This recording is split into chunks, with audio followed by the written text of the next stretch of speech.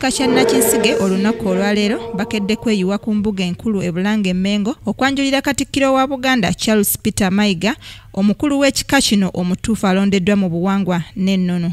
Fred Mayiga yayanjuddwa nga Katikkiro w'ekika kino omutuufu oluvannyuma lw'ekika kya Nakinsige okumala ebbanga nga tekirina kikulira. Bano nga bakulembeddwamu Ssaalongo Nuwa Sseŋŋendo beebazizza Ssaabasajja Kabaka olw'okugoberera amateeka n'ennono ng'asala emisango gy'ebika by'Abaganda. Ono Kyeyune Mayiga Fred Kyeyune wa njawulo alina obuyinza era abamulwanyisa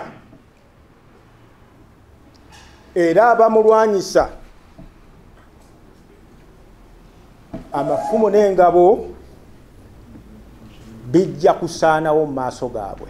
Ate ye Katikkiro Charles Peter Mayiga akikkaatiriza nga bw'atajja kwanjula mukulembeze yenna ow'ekika eri Ssaabasajja Kabaka ng'ayise mu kkooti ez'amateeka ezitali za buwangwa na nnono. Sijja kwanjula muntu yenna anandeeterwa ku biragiro by'ekkooti enzungu, sijja mutwala mu maaso ga Kabaka. Era oyo agenda mu kkooti enzungu yeetegeka okundeetera baawannyondo oba n'abapoliisi oba ne baani nene bw'anaabaleeta sijja kukyogera mu maaso ga Kabaka nti ono ye mutaka nga nkolera ku biragiro bya kkooti enzungu. Ow'omu mbuga era agambye nti ebika ly'ettoffaali eddene erizimba Obwakabaka bwa Buganda nga n'olw'ensonga eyo birina okugoberera obuwangwa n'ennono. Yakutwala omuntu mu maaso ga Kabaka omukulu w'ekika atuuziddwa ng'agoberera ennono n'obulombolombo n'ebyafaayo n'empisa ez'ekika ekikwatibwako.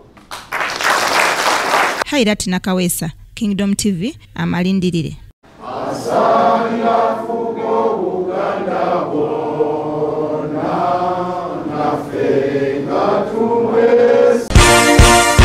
This is Kingdom TV.